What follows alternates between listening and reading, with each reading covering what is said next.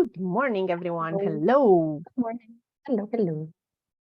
Good evening, good afternoon, whatever. I think now as I said, I'm used to say good morning to you, but I know that right now for you, it's not necessarily good morning, it's more afternoon. So probably there's people watching us or taking a look at these recordings also after we are talking about them live. And so wherever you are, hello and welcome to our next stop along the way of looking at the EMCC standards, core standards for individual coaching. And today we are at number 3.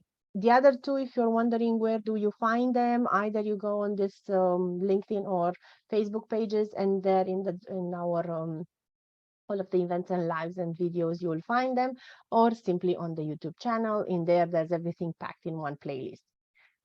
So number 3, Kirsten. We still have after that a couple of more, but I think with the number 3, we're really now starting to talk about the wider approach to coaching, because we're talking about managing the contract. Definition from EMCC perspective would be establishes and maintains the expectations and boundaries of the mentoring coaching contract with the client, and where appropriate with sponsors. No, sounds a bit similar towards the direction of ICF or so. Yeah, I think all the 3 associations have a similar understanding of maintaining the contract and managing the contract. And I think for me, there are a couple of things that are important here. On the one hand, we can, in a coaching relationship, we can really not know in the beginning where we will end up because it's an emergent thing. But I think keeping that in mind, knowing that we never know exactly where we're going to end up, for transparency's sake, and to make sure that the client knows what they're buying, quote unquote, it's really good to have a contract with the full awareness that it is a changeable thing. It is not something that you can define in the beginning. And when we have managing the contract, we are not saying clarifying, because clarifying implies that something can be clarified. It's not, I mean, it's not like you're buying, I don't know, a cake, and you say to the person, you want this design, you want this flavor, and then you get exactly that design and exactly that flavor. That's different in coaching. It's because it is a complex and yeah, it's a complex thing that we're doing. It's not an emergent thing, and it's not something where we can say A will naturally lead to B.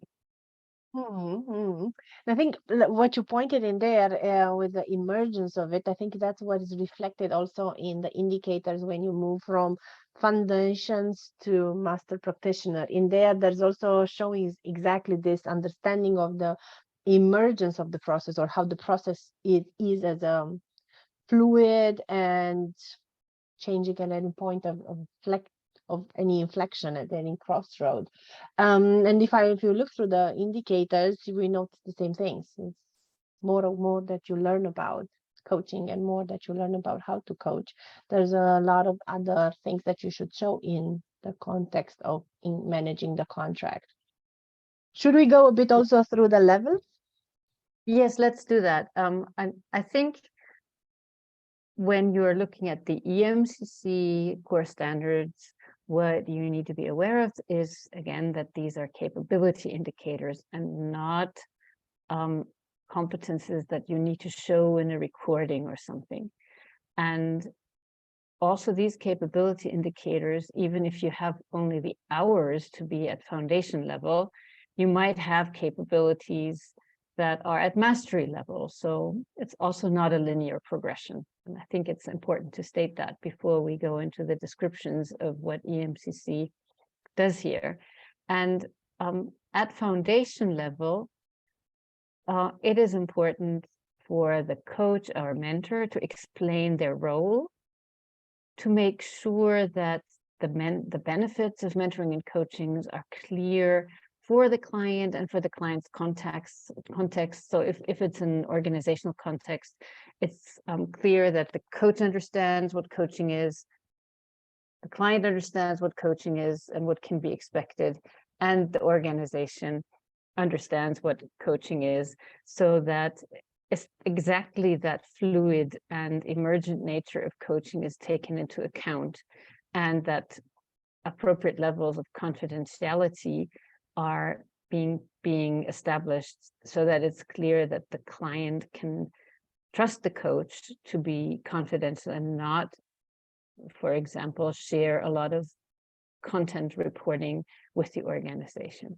And I think those are the most important things at foundation level. So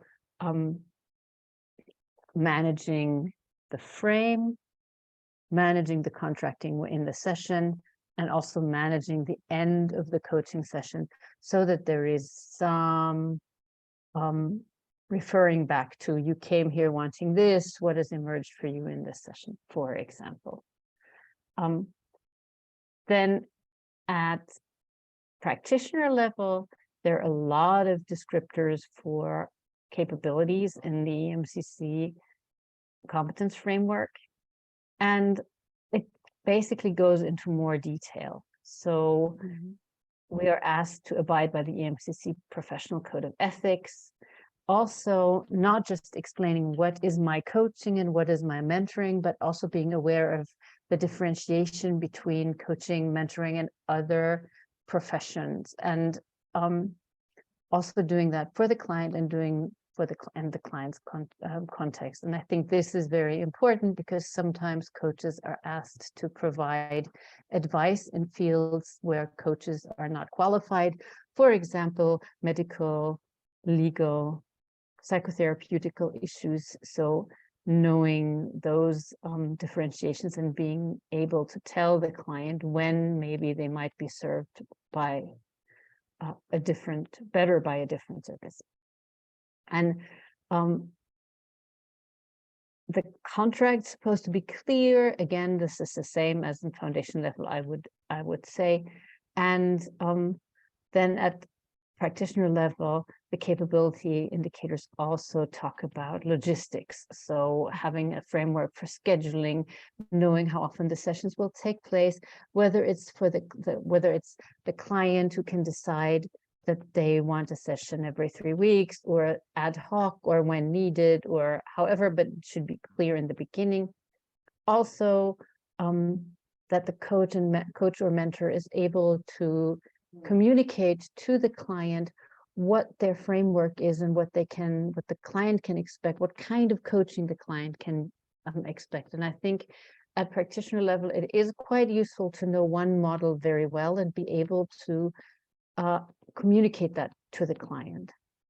So again, transparency, that the client can make an informed choice. Let's say somebody is a somatic coach and will talk a lot about the body. It would be good for the client to know that if they are okay with that, if they like doing that or not. And I think apart from knowing the boundaries of the profession, I think at practitioner level, what's also important is to know when the client is not able to profit or to even engage in the coaching mentoring, and should probably take appropriate action. It could be medical, could be psychological, could be even financial. So really knowing, is coaching the right thing? Is coaching the right thing now? And being able to negotiate that with the client. And this fine line, this awareness of, is coaching the best support for the client, continues to be sharpened. The differentiation, I think the more experience you have, the more this line will become apparent to you. And therefore at senior practitioner level, it is also, that the capability indicator states that the coach identifies clients who may have an emotional or therapeutic need, which is beyond their professional capability to work with safely. So I think at foundation level, when you've just done your first 20, 30 hours of coach training, there is no way you can ask for the coach to be able to identify, you know, we're not diagnosticians, we're not psychotherapists. So in a way, we cannot even know for sure whether someone needs therapy or not. And the more experience you gain, the clearer this line becomes, and can also help the client or talk to the client if to find a better place than coaching, if coaching is not called for. And mastery level, again, this is where the mastery level in contracting becomes apparent in the tricky situations.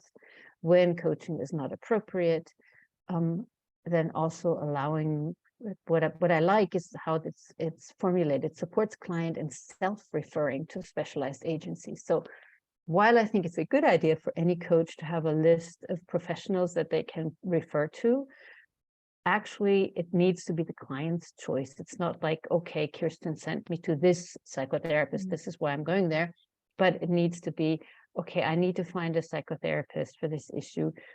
What are my criteria? Those are all topics that you can work on in coaching. You cannot work on mental health issues in coaching. Yeah. And also recognizes when clients have a need outside of safe and contracted boundaries and take appropriate action.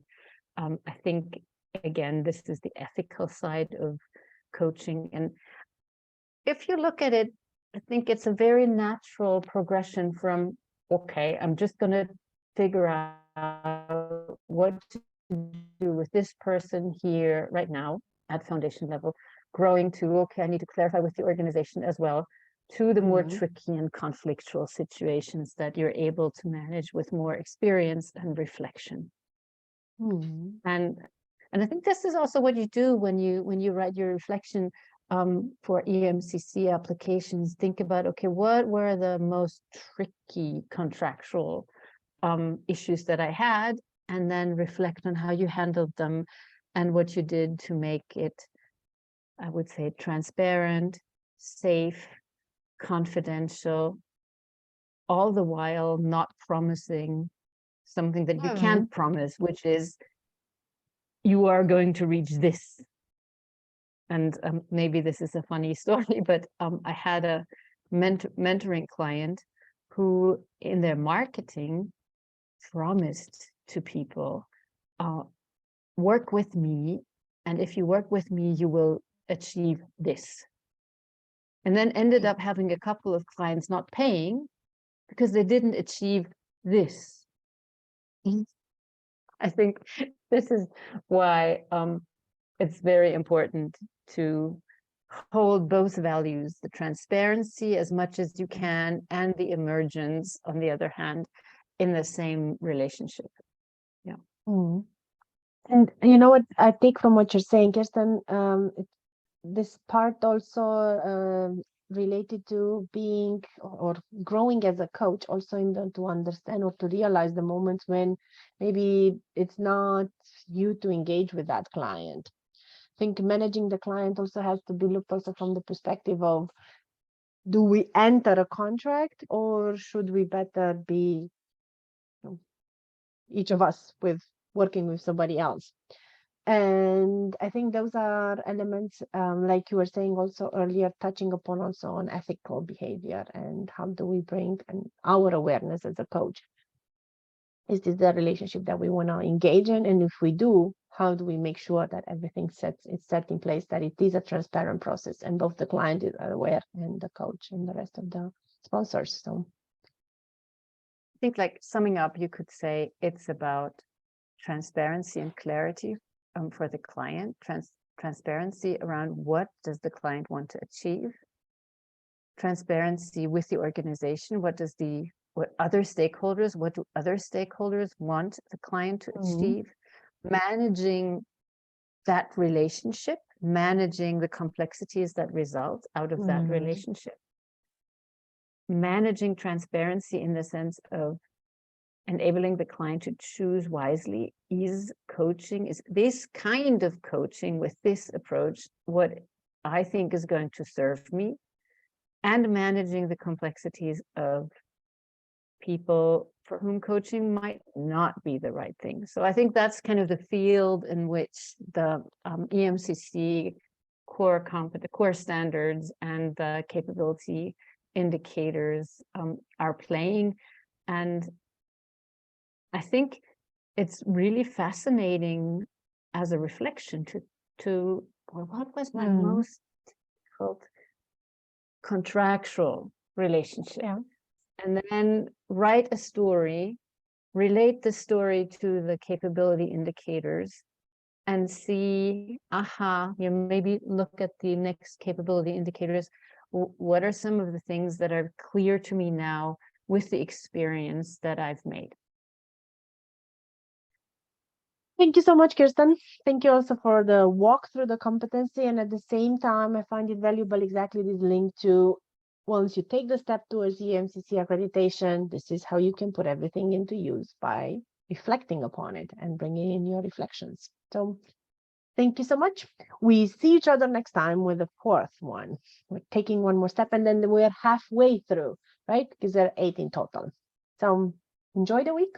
See you next time. Bye-bye.